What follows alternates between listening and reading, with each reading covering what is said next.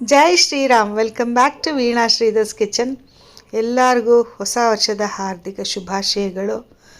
ಈ ಶುಭಾಶಯದೊಂದಿಗೆ ನಮ್ಮನೆ ದೇವ್ರ ಮನೆಯಿಂದನೇ ವಿಡಿಯೋ ಸ್ಟಾರ್ಟ್ ಮಾಡ್ತಾ ಇದ್ದೀನಿ. ಈ ಹೊಸ ವರ್ಷ ದೇವ್ರು ನಿಮಗೆಲ್ಲ ಆಯುಸ್ಸು, ಆರೋಗ್ಯ, ಐಶ್ವರ್ಯ, ಅಭಿವೃದ್ಧಿ ಎಲ್ಲ ಕೊಟ್ಟು ಕಾಪಾಡಲಿ ಅಂತ ಅಂದ್ಬಿಟ್ಟು ನಮಗೆ ದೇವ್ರ ಹತ್ರ ಬೇಡ್ಕೊಳ್ಳೋದ್ರ ಜೊತೆಗೆ ನಿಮಗೂ ಕೂಡ ಸೇರಿಸಿ ಎಂದಿನಂತೆ ಬೇಡ್ಕೊಳ್ತಾ ಇದ್ದೀನಿ. ನನ್ನ ಚಾನಲ್ನ ನೀವು ಯಾರೋ ಹೊಸದಾಗಿ ನೋಡ್ತಾ ಇದ್ದೀರಾ, ಇಲ್ಲ ಹಳಬರು ನೋಡ್ತಾ ಇದ್ದೀರಾ, ಹೊಸದಾಗಿ ನೋಡೋರು ಸಬ್ಸ್ಕ್ರೈಬ್ ಮಾಡ್ಕೊಳ್ಳಿ. ಹಳಬರು ನೋಡೋರು ಹೊಸದಾಗಿ ನೋಡೋರಿಗೆ ಶೇರ್ ಮಾಡಿ ನನ್ನ ವಿಡಿಯೋನ, ಹಾಗೂ ನನಗೆ ಸಪೋರ್ಟ್ ಮಾಡಿ ಅಂತ ಅಂದ್ಬಿಟ್ಟು ಈ ವಿಡಿಯೋ ಮುಖಾಂತರ ಕೇಳ್ಕೊಳ್ತಾ ಇದ್ದೀನಿ. ಮತ್ತೊಮ್ಮೆ ಎಲ್ಲರಿಗೂ ಹೊಸ ವರ್ಷದ ಹಾರ್ದಿಕ ಶುಭಾಶಯಗಳು. ಆ್ಯಕ್ಚುಲಿ ಕರೆಕ್ಟಾಗಿ ನೋಡೋಕ್ಕೆ ಹೋದರೆ ಈ ಜಾನ್ವರಿ ಎಲ್ಲ ನಮಗೆ ಹೊಸ ವರ್ಷ ಅಲ್ವೇ ಇಲ್ಲ. ನಮಗೇನಿದ್ರು ನಮ್ಮ ಯುಗಾದಿ ನಮಗೆ ಹೊಸ ವರ್ಷ. ಆದರೂ ಏನೋ ಈ ಕ್ಯಾಲೆಂಡ್ರ್ ಎಲ್ಲ ಹೊಸದು ಬರುತ್ತೆ, ಏನೋ ಒಂದು ಇದು ಹೊಸತನ ಅಂತ ಅಂದ್ಬಿಟ್ಟು ಎಲ್ಲರಿಗೂ ನಾವು ವಿಶ್ ಮಾಡ್ತೀವಿ. ಮತ್ತು ಯುಗಾದಿನಲ್ಲಿ ನಮಗೆ ಹೊಸ ವರ್ಷ ಶುರುವಾಗಲಿ. ಈ ಹೊಸ ವರ್ಷದಲ್ಲಿ ತುಂಬ ಜನ ಏನೇನೋ ರೆಸೊಲ್ಯೂಷನ್ಸ್ ಎಲ್ಲ ಮಾಡ್ಕೊಳ್ತಾರೆ, ಎಲ್ಲ ಮಾಡ್ತಾರೆ. ಅದನ್ನು ಪೂರ್ತಿ ವರ್ಷ ಕಾಯ್ತಾರ ಇಲ್ವೋ ಅನ್ನೋದು ಅವ್ರಿಗೆ ಬಿಟ್ಟಿದ್ದು. ಆದರೂ ನಾನು ಈ ವಿಡಿಯೋನಲ್ಲಿ ಕೆಲವುದೆಲ್ಲ ಒಂದು ಚಿಕ್ಕ ಚಿಕ್ಕ ಟಿಪ್ಸ್ ಕೊಡ್ತಾ ಇದ್ದೀನಿ. ನಾವೆಲ್ಲ ಚಿಕ್ಕವರಾಗಿದ್ದಾಗ ನಿಮಗೆಲ್ಲ ಗೊತ್ತಿರ್ಬೋದು, ಸುಮಾರು ಮನೇಲಿ ಹೆಂಗಸರಿಗೆ ಒಂದು ಬ್ರ್ಯಾಂಡ್ ಅಂತ ಮಾಡಿಬಿಡ್ತಿದ್ರಿ. ಏನಂತ ಅಂದರೆ, ಪಕ್ಕದ ಮನೇಲಿ ಹೊಸ ಸೀರೆ ತೊಗೊಂಡ್ರೆ ನಾನು ತೊಗೊಳ್ಬೇಕು, ಪಕ್ಕದ ಮನೇಲಿ ಹೊಸ ಫ್ರಿಜ್ಜು, ಸೋಫಾ ಸೆಟ್ ತೊಗೊಂಡ್ರೆ ನಾನು ತೊಗೊಳ್ಬೇಕು, ನನಗೇ ಬೇಕು ಅನ್ನೋದು ಒಂದು ಕಾಲ ಇತ್ತು. ಬಟ್ ಇವಾಗಲೂ ಸುಮಾರು ಜನ ಹೆಂಗಸರಲ್ಲಿ ಅದಿದೆ. ಸೊ ನಾನು ಅದ್ರ ಬಗ್ಗೆ ಹೇಳ್ತಾ ಇದ್ದೀನಿ. ನಿಜವಾಗ್ಲೂ ಈ ಹೊಸ ವರ್ಷದಿಂದ ಒಂದು ರೆಸೊಲ್ಯೂಷನ್ ಮಾಡ್ಕೊಳ್ಳಿ. ಬರೀ ಈ ಔಟ್ಸೈಡ್ ಕಾಣೋ ವಸ್ತುಗಳಲ್ಲಿ ಮಾತ್ರ ನಾವು ಕಾಂಪಿಟೇಷನ್ ಮಾಡೋದಲ್ಲ, ನಮ್ಮ ಆರೋಗ್ಯ ಮತ್ತು ನಮ್ಮ ಶಾಂತಿ ನೆಮ್ಮದಿ, ನಿಜವಾದ ಶಾಂತಿ ನೆಮ್ಮದಿ ಪಡ್ಕೊಳ್ಳೋಕ್ಕೆ ನಾವು ಕಾಂಪಿಟೇಷನ್ ಮಾಡಬೇಕು. ಒಳ್ಳೊಳ್ಳೆ ಆಹಾರಗಳು ತಿನ್ನಬೇಕು. ನಮ್ಮ ಕೈಲಾದಷ್ಟು ಮಟ್ಟಿಗೆ ನಮಗೆ ಎಷ್ಟು ಶಕ್ತಿ ಇರುತ್ತೋ ಅಷ್ಟು ಮೊಳಕೆ ಕಾಳುಗಳನ್ನ ಆಲ್ರೆಡಿ ತೋರಿಸಿರೋ ಥರ ಸೊಪ್ಪು ತರಕಾರಿಗಳನ್ನ ನಾವು ಅದರಲ್ಲಿ ದುಡ್ಡು ಖರ್ಚು ಮಾಡಿಕೊಂಡು ಎಲ್ಲಿ ನಮಗೆ ಕರೆಕ್ಟಾಗಿ ಸಿಗುತ್ತೋ ಅದು ತೊಗೊಂಡು ತಿನ್ನೋದ್ರಲ್ಲಿ ತಪ್ಪೇನೂ ಇಲ್ಲ. ನಾನು ಹೇಳೋದು ಕಾಂಪಿಟೇಷನ್ ಯಾವುದ್ರಲ್ಲಿ ಇರಬೇಕಂದ್ರೆ ನಮಗೆ ಆರೋಗ್ಯ ಕಾಪಾಡ್ಕೊಳ್ಳೋದ್ರಲ್ಲಿ ಇರಬೇಕು, ಹಾಗೂ ನಮ್ಮ ಸುಖ ಶಾಂತಿ ನೆಮ್ಮದಿ ನಿಜವಾದ್ದು ಕಾಪಾಡ್ಕೊಳ್ಳೋದ್ರಲ್ಲಿ ನಮಗೆ ಕಾಂಪಿಟೇಷನ್ ಇರಬೇಕು ಈಗಿನ ಒಂದು ಪರಿಸ್ಥಿತಿ ಹಾಗೂ ಕಾಲಮಾನದಲ್ಲಿ.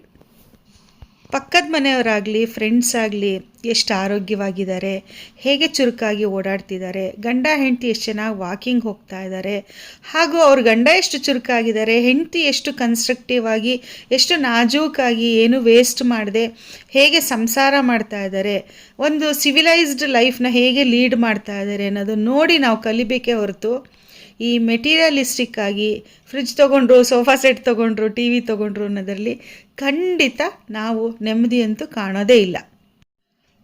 ಪ್ರಪಂಚದಲ್ಲಿ ಆರೋಗ್ಯಕ್ಕಾಗಿ, ಒಳ್ಳೆ ಆರೋಗ್ಯಕ್ಕಾಗಿ, ಒಳ್ಳೆ ನೆಮ್ಮದಿಗೋಸ್ಕರ ಜನಗಳು ಹೆಂಗೆ ಅಲ್ದಾಡ್ತಿದ್ದಾರೆ, ಹೆಂಗೆ ಹಪಹಪಿಸ್ತಿದ್ದಾರೆ ಅಂತ ಅಂದ್ಬಿಟ್ಟು ನಿಮಗೆಲ್ಲ ಆಲ್ರೆಡಿ ಈಗೆಲ್ಲ ಮೀಡಿಯಾದಲ್ಲಿ ಎಲ್ಲ ನಾಲೆಡ್ಜ್ ಇಂಪ್ರೂವ್ ಆಗೋ ಥರ ವಿಡಿಯೋಸು, ಪಿಕ್ಚರ್ಸ್ ಎಲ್ಲ ನೋಡೋದ್ರಿಂದ ನಿಮಗೆ ಅರ್ಥ ಆಗೋದು ಸುಳ್ಳಲ್ಲ, ಅರ್ಥ ಆಗಿದೆ ಅಂತ ನನಗೆ ಅಂದ್ಕೊಳ್ತೀನಿ ನಾನು.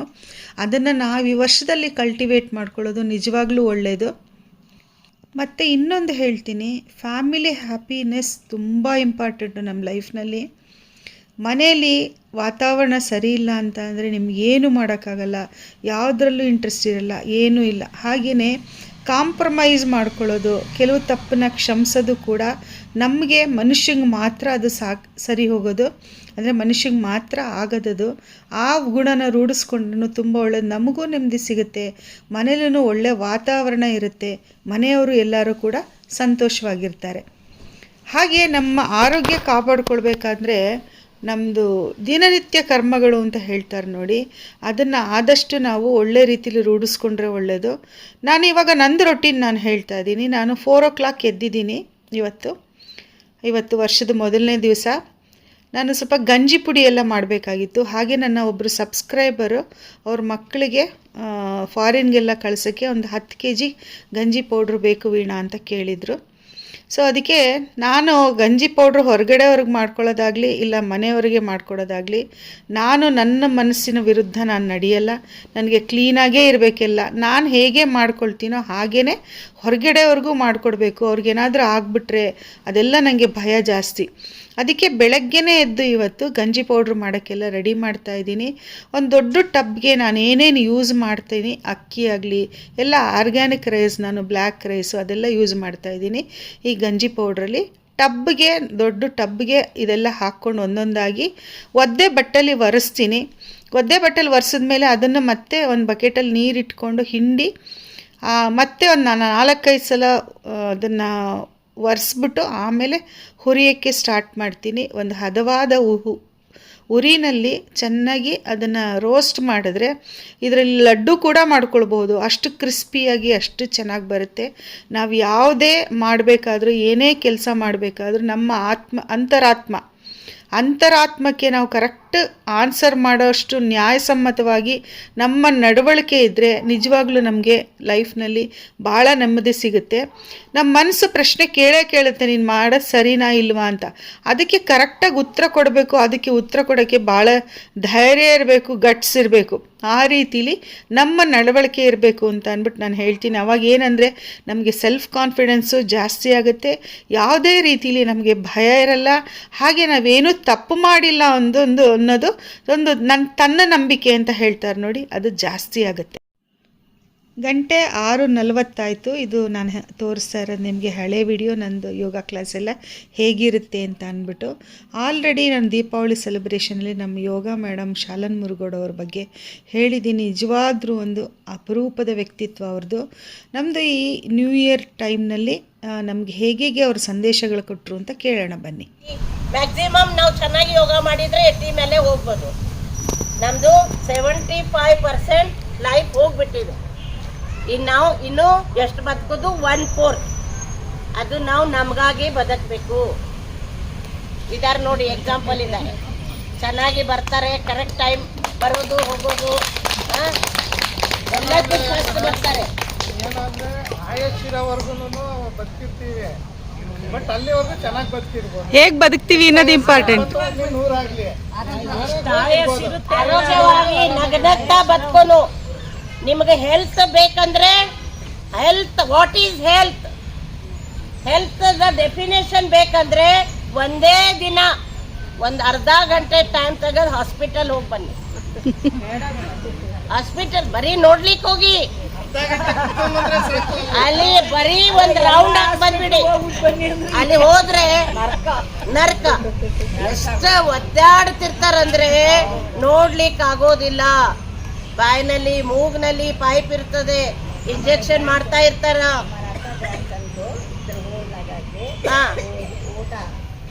ಖಾನಾ ಊಟ ಇಲ್ಲಿಂದ ಹೋಗ್ತದೆ, ಇಲ್ಲಿ ಹೋಲ್ ಮಾಡಿಬಿಟ್ಟು ಇಲ್ಲಿಂದ ಊಟ ಕೊಡ್ತಾರೆ. ಅದಕ್ಕೆ ನೋಡಿ, ನಿಮ್ಗೆ ಥ್ರೋಟ್ ಎಕ್ಸರ್ಸೈಸ್ ಮಾಡಿಸ್ತೀನಿ, ಲಂಗ್ಸ್ ಎಕ್ಸರ್ಸೈಸ್ ಮಾಡಿಸ್ತೀನಿ. ಕೊರೋನಾನಲ್ಲಿ ಎಷ್ಟು ಜನ ಹೋದ್ರು ಬರೀ ಲಂಗ್ಸ್ ವೀಕ್ ಇದ್ದಿದ್ದಕ್ಕೆ ಹೋಗಿದ್ದಾರೆ. ಲಂಗ್ಸ್ ಯಾರ್ದು ವೀಕ್ ಇದೆ ಅವರೇ ಹೋಗಿದ್ದು. ನಿಮ್ಮ ಲಂಗ್ಸ್ ಎಷ್ಟು ಹ್ಯಾಪಿ ಆಗಿದೆ, ಹೆಲ್ದಿ ಇದೆ. ನಾನು ಒಂದು ತಲೆದಿಂದ ಹಿಡಿದು ಕಾಲಿನ ಬೆರಳವರೆಗೆ, ಕಾಲಿನ ಚಿಕ್ಕ ಬೆರಳವರೆಗೆ ನಿಮ್ಗೆ ಎಕ್ಸರ್ಸೈಸ್ ಮಾಡಿಸ್ತೀನಿ. ನಮ್ದು ಏನ್ ಎಕ್ಸ್ಪೆಕ್ಟೇಷನ್ ಇದೆ ನಿಮ್ಮ ಹತ್ರ? Nothing madam. ಏನ್ ಎಕ್ಸ್ಪೆಕ್ಟೇಷನ್ ಇದೆ? ಚೆನ್ನಾಗಿ ಮಾಡ್ಬೇಕಷ್ಟೇ ನಾವು, ವಿದೌಟ್ ಎನಿ ಎಕ್ಸ್ಪೆಕ್ಟೇಷನ್. ನಾನು ಅದೇ ಮುಂದೆ ಇವ್ರಿಗೆ ಕಲಿಸ್ಕೊಡ್ತಾ ಇದ್ದೀನಿ ಅಲ್ವಾ? ಅದಕ್ಕೆ ನೀವು ಪ್ಲೀಸ್ ದಯವಿಟ್ಟು ಬನ್ನಿ. ನಿನ್ನೆ ಕ್ಲಾಸ್ನಲ್ಲಿ कल वाली क्लास में 3 लेडीज रो पड़ी. 20 ವರ್ಷದಿಂದ ಡಿಪ್ರೆಷನ್ ನಲ್ಲಿ ಇದ್ಲು. ಅವ್ರ ಮಗು 4 ವರ್ಷದ ಇದ್ದಾಗ ಡಿಪ್ರೆಷನ್ ಶುರು ಆಯ್ತು. ಅವ್ರ ಮಗ ಈಗ 24 ವರ್ಷ.